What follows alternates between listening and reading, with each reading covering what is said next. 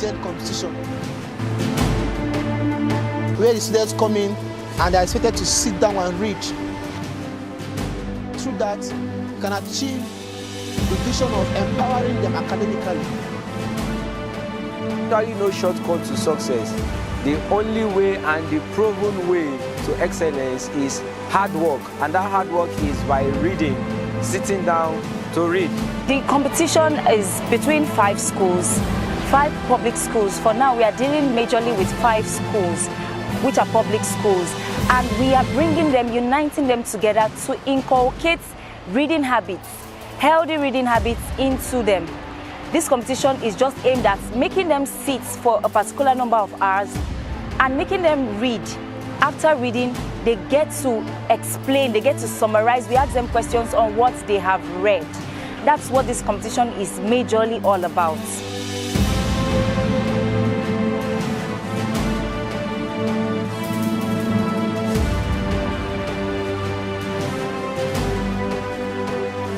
All in our curiosity of the Ondo State.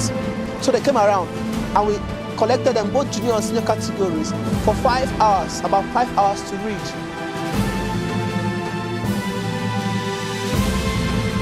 After the reading, those that qualified, we proceeded to the next stage.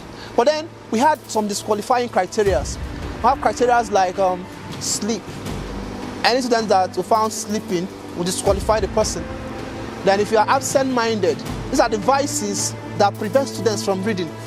Yeah, so we have to select those vices and use them as a criteria. Yes, because most students, they can't read. Some of them, when they're about to read, they sleep off. At home, they decide to read on cushions, on their beds, when they have finished the work for the day and they are tired. That's when they want to read, which is very wrong, and they sleep off. So sleep was a very major criterion for the eviction that survived the eviction in the reading level. Proceeded into the interview section.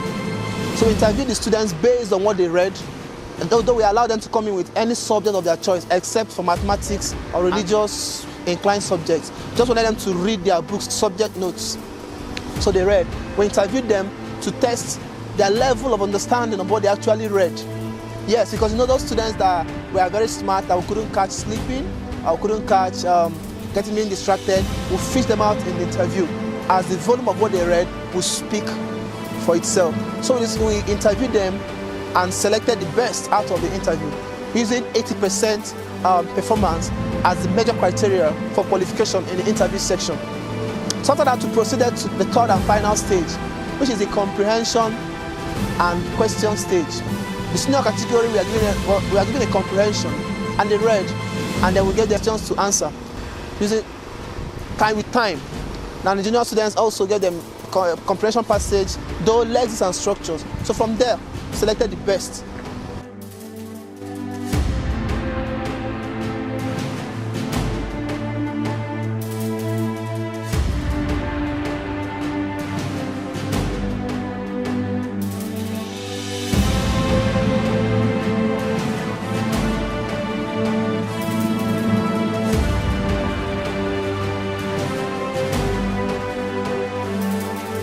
The first position is the first edition of the Visa Legend competition in Appeal Objectives, close to African Scotland.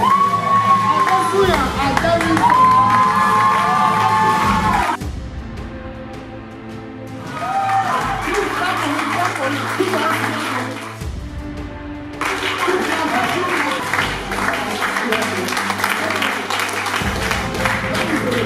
It was quite tough. The first 3 hours, I couldn't shake, I couldn't look anywhere. But after the second 3 hours, I feel comfortable. I didn't even expect this, but all I know is God. We have our best, like you can see. We have the first 3 in the senior category. We have the first 3 positions in the junior category, and we have consolation prizes in both categories. Now, this competition, I believe, any student that ended up not winning has been motivated to do more. And that's the sole aim of this competition. If we look at the advanced world today, the countries like America, the countries like Britain, these countries, we are not built on laziness. History shows that these countries have the best universities, they have standard libraries, and they built their nations on educated citizens. It is a general statement that when you want to hide something from a black man, you should put it inside a book. We are a generation that want to prove them wrong by telling everyone that cares to listen that we are not scared or afraid of reading our books. Advice to the parents is to study their children, to understand their children, and then to help them, to guide them to choose what they would want to do in life, rather than impressing what they want their children to do in life. They get phones, tablets, and gadgets for their children to make communication easy for them. They should do well to encourage these students with textbooks and reading materials as well, because these gadgets, these tablets, they tend to discourage them from concentrating. They are like distractions.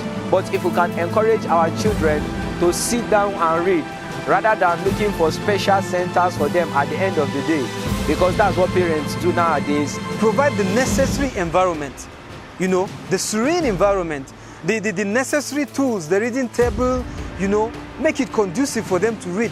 The Bible says, teach a child the way to go, and when he grows up, he will not depart from it. So I would love to encourage the government and private organizations to help build and allow environments that can allow students to read. They spend a lot of money in building entertainment facilities. They spend a lot of money in building domes. They spend a lot of money in raising structures for entertainment. But very little resources is put into education, especially libraries. I'm yet to see a world-class library in different states. Libraries that when you go into it, there is hardly any material you are searching for that you can't get. Libraries that are not only hardware libraries, but software libraries. The world has gone digital. Everywhere there is research going on, and internet is at the tip of the fingers. But when you go to our state libraries, what do you have? Is either they have outdated books, they do not have internet facilities. You can't even go to the library to go and do proper research because of limitation of resource materials. My advice for the young ones, the younger generation, depend solely on God. Have a focus for life. Engage in healthy activities, healthy reading habits, and when you do so, the sky will just be your starting point. Don't depend on miracle centers. Don't engage in vices such as examination malpractices, the destinies of great ones. So please, the younger generations, the upcoming ones, please trust in God. Read and focus. Have a focus in life. Know what you want for yourself. And believe me, the sky is going to be your starting point. And finally, good readers always make good leaders. Be blessed. Now to the nation at large. It is said that readers are leaders. And of course, good readers will end up becoming good leaders. We want to encourage everybody, all around in our nation, to develop this habit of reading. Because for you to be a good leader, you must learn how to read. And we all know that these young children, these students are the leaders of tomorrow. So you have to teach them, encourage them, empower them to read wide. Now we have leaders at different institutions, the universities, the churches, government, name them, the schools, everywhere, different sectors in our country. We need leaders that are knowledgeable enough, readers that have current facts, professors that are current, that can impact in our students current facts, current ideologies. So please, want to appeal to the whole nation, both young and old, to learn how to read. Like I said, good readers are good leaders.